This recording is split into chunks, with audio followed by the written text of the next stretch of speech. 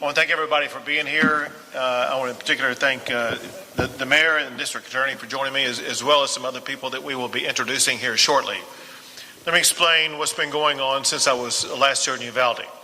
I went back to Austin, Texas, and I met with every state agency that could help in any way the people of the community of Uvalde. That obviously includes the families of the victims, the friends of the victims, the victims including anybody who was in that school who made it out alive, but also benefits that would aid anybody who lives in Uvalde. The entire community has been affected by this horrific crime. And through these state agencies that you will be hearing more about here shortly, you will see that we have, as a state, tremendous benefits that can aid those who are suffering and those who will continue to suffer, sometimes for many years. One thing I must emphasize, and that is we are going through short-term challenges right now. The reality is many of the challenges will be long-term challenges. Texas stands with Uvalde for the long term in helping every single person in this community be able to piece their lives back together, to heal as much as they possibly can. We will be here as long as it takes. Among other things, I know that there have already been some offerings to ensure that cost of funerals will be taken care of. During the course of the meeting, there was an anonymous donor who attended the meeting and provided $175,000 to ensure that every cost of every family concerning anything about the funeral services is going to be taken care of. We appreciate that anonymous donor for his generosity, and we will ensure that those resources get into the right hands to make sure that no family who is suffering from incalculable heartbreak at this time will have to worry about a single cost with regard to anything concerning this travesty. Now, in addition to that, there are all kinds of needs as well as all kinds of services. One of the needs is need for mental health care. And we have an abundance of mental health care services that we are going to be able to provide. That includes state and private providers that will be providing mental health assistance to anyone in the community who needs it. And when I say anyone, that means the totality of anybody who lives in this community. We believe that you would benefit from mental health care services. Those mental health care services are free. We just want you to ask for them. The way that you can ask for them, whether it be today, tomorrow, next month, or next year, is this number: 888-690-0799. Mental health care can be reached by calling 888-690-0799. That helpline will be answered 24 hours a day, 7 days a week, whenever you need it. In addition to that, I am announcing the establishment of the One Star Foundation Fund to assist with ongoing challenges that would be faced by the victims of this crime. To put this into perspective, to help you understand how this works, we opened up a fund like this in the aftermath of Hurricane Harvey to assist all of the thousands of victims of Hurricane Harvey and received millions of dollars in support that went to those who faced challenges because of Hurricane Harvey. The exact same thing applies here. Right here is the address. It's onestarfoundation.org. onestarfoundation.org. To be more precise, if you go to onestarfoundation.org/Uvalde, you make a contribution at that site that is already a pre-registered 501c3 organization, provide a donation to that site. There is no overhead cost. 100% of the money that you donate is going to be going directly to victims of this horrible crime to help them with their lives. One of the pre-designated donation sites that it would be going to is the Robb School Memorial Fund. So again, the onestarfoundation.org.Uvalde. Well, you can do your part to help out the people in this community that are suffering in incalculable ways. In addition to that, we have set up a central headquarters for victim assistance services at the Family Assistance Center located at the Uvalde County Fairplex. As we'll discuss probably here momentarily, there may be a relocation of that site, and we will keep everybody fully informed about where the relocation site will be. Every family impacted by the shooting has been assigned an advocate to help them with their needs. Among other things, there will be airfare, for example, whether it be through American Airlines, United Airlines, or JetBlue Airlines, that will provide victims' families with flights free of charge so that they can get here and be with their family members. The Family Assistance Center will cover the travel and lodging costs of families who have lost loved ones. Healthcare costs of families impacted by this tragedy will also be covered by Texas insurance companies and donations from private citizens. The Texas Housing and Community Affairs, for example, they have a fund to pay for needed supplies right now, whether it be food or gas or other essential needs. And that money is available right now as we speak. Also, at the Family Assistance Center, the Health and Human Services Commission, who you'll be hearing from more here in a second, they will assist families in finding health and human benefit programs. Staff from the Texas Department of Insurance, the Teachers Retirement System, the Employees Retirement System will provide access to benefits, including workers' compensation. Staff from the Texas Workforce Commission are available to get families child care and unemployment benefits. And state staff are available to provide assistance to business owners impacted by this tragedy. Healing the broken hearts, it's going to take a long time. But through the generosity of our fellow Texans and the good works of neighbors helping neighbors, we can begin to stitch back together the fabric of Uvalde. Helping us to do that is the leader of Uvalde himself, and that is the mayor of Uvalde, who I would like to ask to speak at this time. Governor, I'd like to thank you for bringing all these state agencies here and the services you've offered our community, our citizens, because these families are going to need this help, not just today, but in the long term, as you mentioned. So for that, Governor, I appreciate it. And all I can say is I've seen you these last 2 days and the compassion and that you felt along with these families, and that I really admire it. I thank you. And like I said, and we appreciate everybody from all over the world and the country that has sent messages of encouragement and so forth. I mean, our hearts are broken here in Uvalde. It's nobody ever wants to have to go through this, especially as a mayor. I never thought this was something I would have to go through. My heart's broken for these families. But the one good thing about our community is Uvalde is a strong community. I think if some of you reporters have been here a while enough, you'll see that there's a lot of unity in our community. And it will take some time, but we will get over this, and Uvalde will come back stronger and better than ever. So God bless you, and thank you. Thank you very much. And someone who has been actively engaged in helping the victims of crime already and will remain engaged all the way through is the District Attorney, Christina Mitchell. Thank you, Governor, for being here. And we want to thank everybody that's reached out to us in Uvalde from across the state, from across the country, and across the world. We greatly appreciate all the support and kind words and prayers and assistance that has been sent to us. And like the mayor said, here in Uvalde County, we are down-to-earth people, we are salt-of-the-earth people, and we are a family. And like a family, we're going to get through this together with each other and for each other, and we're asking everybody across the world to continue to support us. So I, the District Attorney, along with the FBI Victims Assistance people, the DPS Victim Assistance people, the Attorney General's Office, we have set up a family assistance center at the Uvalde County Fairplex here in Uvalde. And at that center, it's a one-stop shop for all the victims. And we say victims, we mean everybody that was associated with Robb Elementary School.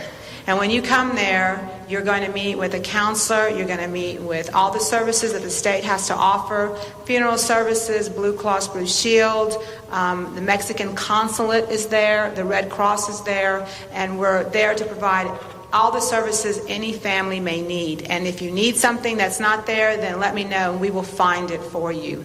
And that's going to be open and continue until June the 1st.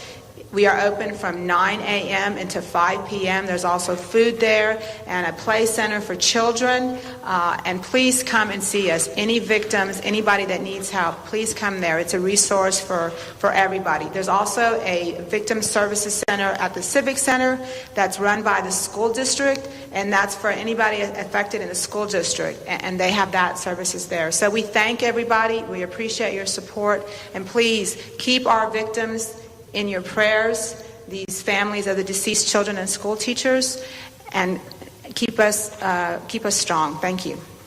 Thank you. And now I'm going to call up 7 leaders of seven different state agencies to give you a very brief explanation of what their particular agency does. There are more than 7 that are involved in this process, but we're calling up these 7. First is the Health and Human Services Commissioner, Cecily Young. Good afternoon. I'm Cecily Young, and I'm the Executive Commissioner at the Health and Human Services Commission. We do Medicaid, CHIP, and SNAP, and we have eligibility assistance available at the Family Assistance Center, and we'll continue to have eligibility assistance available on an ongoing basis once we move into the next phase of this. Additionally, as the Governor mentioned, we have an 888 number. It's for mental health services. It's 888-690-0799. This is run by the Hill Country Local Mental Health Authority. So it is local. It is a 24-hour, 7 days a week call center that is able to connect people with services, with counseling, medication, counseling services, and telepsychiatry services. And they will be able to ensure that anyone in the community that calls in will be connected to other available mental health services. So it is a way to triage, again, to try to make it as easy as possible for the members of the community. Thank you. Next is the Texas Department of Insurance Commissioner, Cassie Brown. Good afternoon. I'm Cassie Brown. I serve as the Commissioner of Insurance for the Texas Department of Insurance. TDI is here to ensure that insurance companies are appropriately and quickly handling claims. What our department does is oversee the health insurance as well as the workers' compensation insurance claims. So if you are going to, if you're a private sector employee, if you're a public sector employee, those employed by the school district or those first responders, they're going to have workers' compensation coverage. Private sector employees should check with their employer to see if they carry workers' comp. Workers' comp covers mental illness and PTSD, so please make sure that you are taking advantage of that benefit for you. We have staff available at the Fairplex Center to help you start the process for processing your workers' compensation claims and to explain all the benefits that are available to you under the system. Thank you. Thank you. And now from the Teachers Retirement System, Brian Guthrie.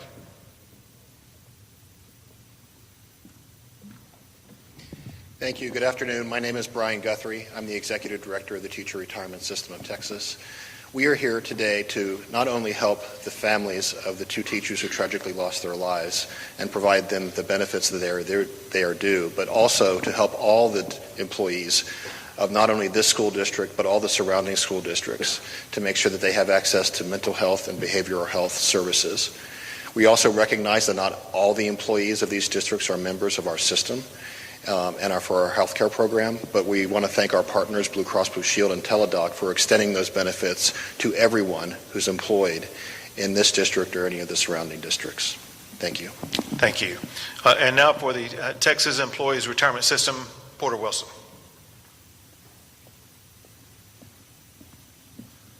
I'm Porter Wilson, the Executive Director of the Employees Retirement System of Texas.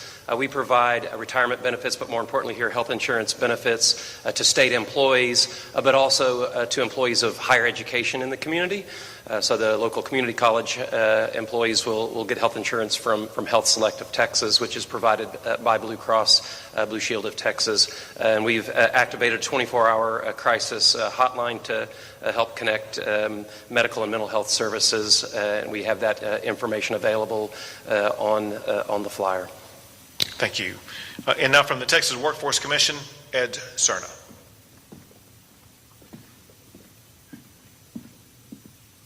My name is Ed Cerna. I'm the Executive Director of the Texas Workforce Commission. The Workforce Commission has a local presence on Main Street in our local Workforce Development Office, and through that office we'll provide child care services for not only the families of the victims, but also anyone who is associated in the school or first responders.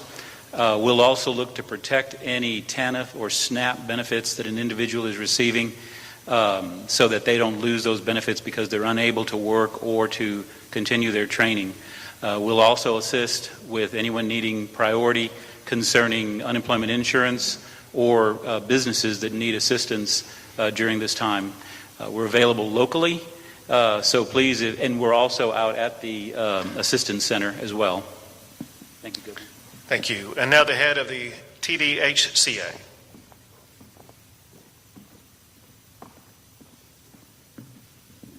Good afternoon. I'm Bobby Wilkinson. I'm the Executive Director of the Texas Department of Housing and Community Affairs. We have a very flexible pot of grant funding that we're funding our local partner, the Community Council of South Central Texas.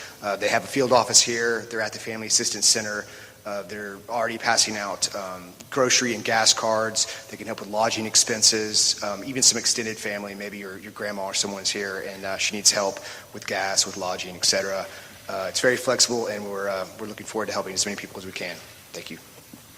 Thank you. And last is the head of the Texas Education Agency, Mike Morath.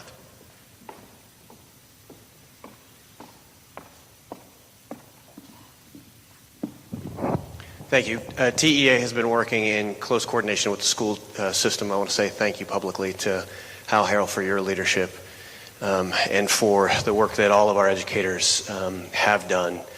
The agency provides support directly in the form of grant funds. We have offered supplemental counseling services. Those counseling services have been provided really around the clock since this began, and will continue to provide support as the school district prepares its responses for both summer and this fall.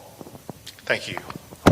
So once again, whether it be the services you heard about, or there are many more that we talked about earlier, providing briefing to local officials. The state of Texas has robust resources to ensure that these families who have been devastated by this horrific crime, as well as the entire community, we will be able to help them with any and all of their needs. I cannot overemphasize enough that everybody, students, teachers, law enforcement, everybody in this community, please avail yourself of absolutely free mental health care. It'll pay off in the long run. With that, I'll be happy to take a few questions. Governor, Antonio with Univision, Governor. Don't ignore me again. Go ahead. Please.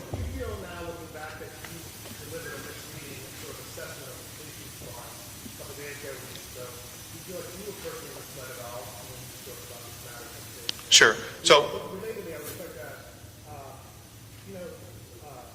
After many of these events, there's an independent commission that's formed. After Virginia Tech, Virginia, you plan to appoint sort of an independent high-level commission to do all of that. I'll directly answer your questions. Before I start answering questions unrelated to the discussion that we've had about the benefits that we're providing the community, let's take those questions first. I'll come back to you first. Go ahead. Governor, do you plan to call a special session either this year or early next year? Next year you will be starting one anyway, but will you call a special session now or soon? I'll put you second in the queue. Let me make clear, maybe I wasn't clear. Before I start taking questions unrelated to the benefits that we're providing to the community. We have an obligation as a state to communicate to the people of this community the benefits that are available to them. Their lives are crushed. They have no idea what's going on. They may have no idea whatsoever how they're going to pay a bill. Let me give you an easy example of something explained to me. There was a parent who lost some glasses that were crushed in everything that happened. And he told someone he had no money to pay for it. We have money to pay for that stuff. There are people who have no idea about getting food. We have money that can buy them food. Let's discuss, if you have any questions about these benefits. If you don't have any questions, that's fine. But if there's anybody here.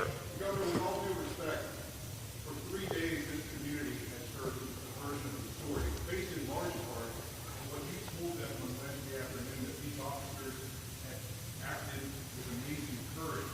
Today we learned that 19 officers stood in the hallway of that school for nearly an hour while the gunman was inside with those children, which goes against the way they've been trained. Sure. And I'm going to be answering that. And that's his. No, I'm going to fully answer it, because that's what he asked. And I told him I'm going to answer his question first. Hold it. I understand. Is there anybody here who has any question about the benefits that are being provided to anybody here who's suffered because of this crime? There are no hands going up. All right. So let me answer your question. So your question. No, I remember it. Short answer, yes. I was misled. I am livid about what happened. I was on this very stage 2 days ago, and I was telling the public information that had been told to me in a room just a few yards behind where we're located right now. I wrote down hand notes in detail about what everybody in that room told me in sequential order about what happened. And when I came out here on this stage and told the public what happened, it was a recitation of what people in that room told me, whether it be law enforcement officials or non-law enforcement officials, whatever the case may be. And as everybody has learned, the information that I was given turned out in part to be inaccurate. And I'm absolutely livid about that. And here's my expectation. My expectation is that the law enforcement leaders that are leading the investigations, which includes the Texas Rangers and the FBI, they get to the bottom of every fact with absolute certainty. There are people who deserve answers the most. And those are the families whose lives have been destroyed. They need answers that are accurate. And it is inexcusable that they may have suffered from any inaccurate information whatsoever. And it is imperative that the leaders of the investigations about exactly what happened get down to the very second of exactly what happened with 100% accuracy and explain it to the public, but most importantly, to the victims who've been devastated. Do you think AR-15 should be legal for individuals? Would you support a ban of 18 years old buying AR-15s over? He had a backup question, and I'm coming to you next.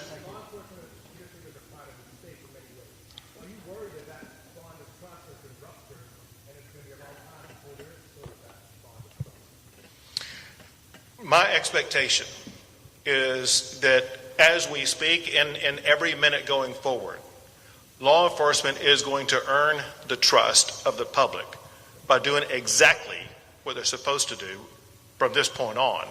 And that is making sure that they thoroughly, exhaustively investigate exactly what happened and explain to you and the public and the victims of the crime exactly what happened. Do you think AR-15 should be legal? I told this guy I was coming to him next. I'm Sid Christensen with the Santa Clara Specialists and First Respecters. We're going to call a special session to deal with this, specifically the issue of gun violence. And both Republicans are joining Democrats and asking for one? And is there going to be any specific legislation to come out of that? For example, will you roll back some of the liberalizations that you made in gun ownership and gun usage, such as the so-called constitutional carry?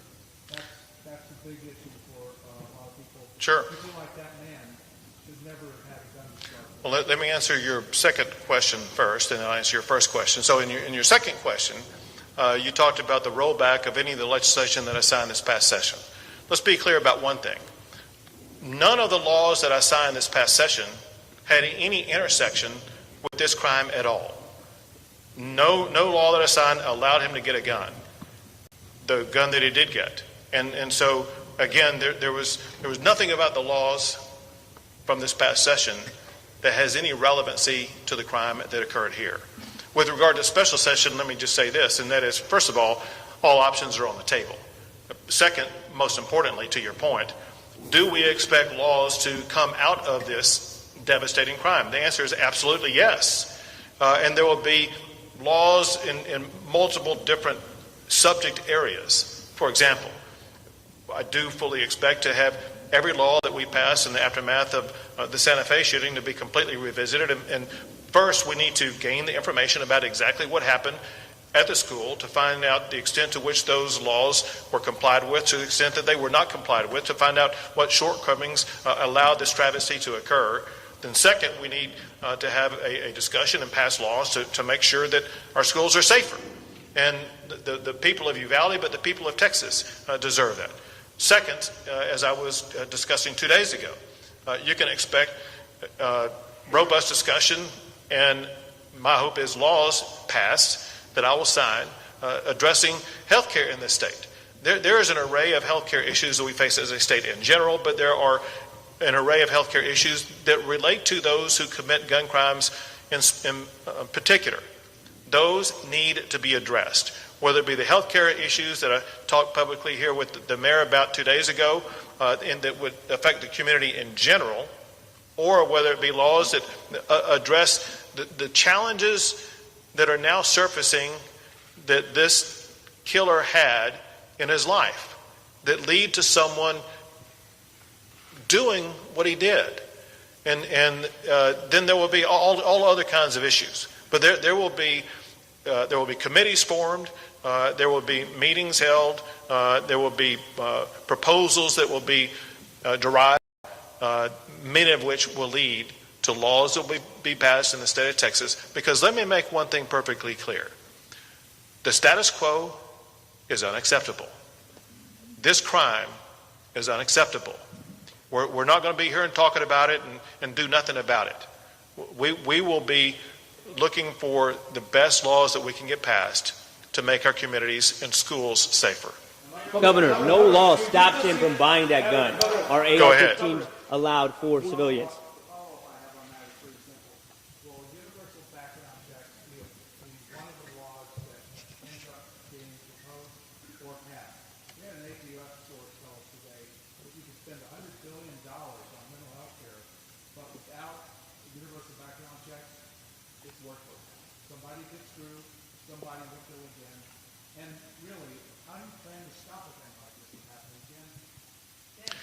Let's be clear about a couple of things that show that these background checks, if everyone wants to seize upon a particular strategy and just assume, well, that's the golden strategy right there. Look at what happened in the Santa Fe shooting. A background check had no relevancy whatsoever because the killer took the gun from his parent. Look at what happened in the shooting in Sutherland Springs. There was a background check that was done. It was done in a flawed way that allowed the killer to get a gun. And so anyone who suggests, well, maybe we should focus on background checks as opposed to mental health, I suggest to you is mistaken. If there's anybody here who thinks we have perfect health care in this country, in this world, they're wrong. If there's anybody who thinks that we can't do more to address mental health care, they're wrong. They can. We can. And we're going to. Can we address Go ahead. AR-15? Go ahead. I think it's my turn. Yes. I'd like to know what you've been told by investigators now about what DPS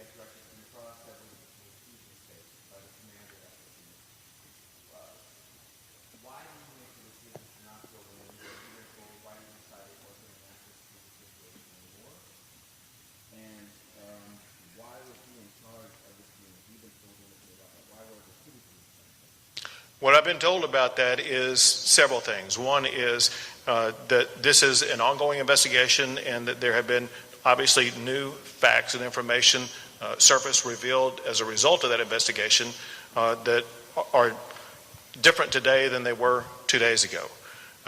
Second, there will be ongoing investigations that detail exactly who knew what when, who was in charge of what strategy, why was that particular strategy employed, why were other strategies not employed.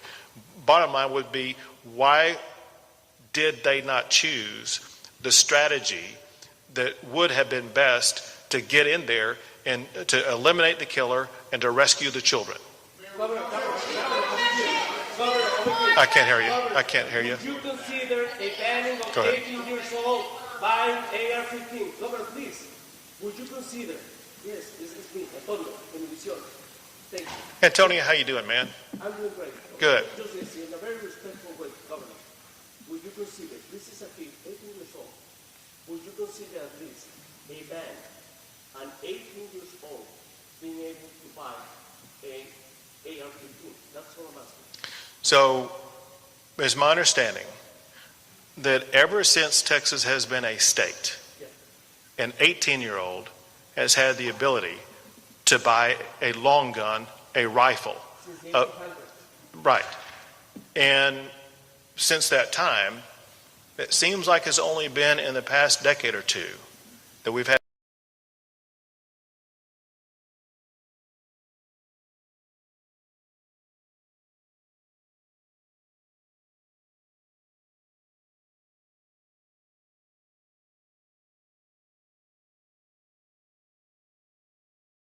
on. I'm not doing a political. You My colleagues are asking for a special session. You're getting a letter tomorrow in the Senate Democratic Caucus. We've asked for gun control changes. I'm asking you now to bring this back in 3 weeks. I apologize for interrupting the press conference about the needs of this community. I've been here for 3 days with all of these elected officials. This county judge has worked his ass off. The mayors and city council people. I don't know how to express the loss of the families that I've talked to. And I know you feel it too. We have to do something, man. Your own colleagues are calling me an 18-year-old shouldn't have a gun. This is enough. Call us back, man. Call us back. Next question. Should AR-15s be legal to civilians? I can't hear you. Speak up. On that earlier question about the Uvalde Consolidated School District, the Chief Pete Arredondo, are you specifically investigating him, and what is the status of his employment? Has he been stood down under investigation? So, I was unable to hear the first part of your question. Would you restate it? On the school's police chief, Pete Arredondo, the gentleman who stopped police going in earlier, is he specifically under investigation, and what is the status of his employment? Has he been stood down pending investigation? What is the situation with him? So every act by every official involved in this entire process is under the investigation conducted both by the Texas Rangers and by the FBI. Every act of all of those officials will be known and identified and explained to the public. But I cannot overemphasize enough, we need to get that information to the families of all these victims who deserve to know it the most. As far as his employment status is concerned, that's something that is beyond my control and I have no knowledge about. Go for it. Question for the mayor. Sure. What do you plan to do to hold the local police accountable? We're talking about 40 minutes not entering the classroom. Is there anything on your end that you can do to hold the police accountable? You know, as the governor said, I'm not in law enforcement. I have not. But you're the mayor of the city. I'm the mayor of the city, and once we know what took place, what went down, we'll get to the bottom of it and see. I've been just as confused as you are, because as the governor was, I got the same information that the governor got until yesterday afternoon, I was blown away, and then again this morning, other information. So I don't have an answer for you yet, but I can tell you if we need to make changes in that, we will. Governor, you're asking, if you're making mental health more available. Governor, we got one question. Come on. That's it?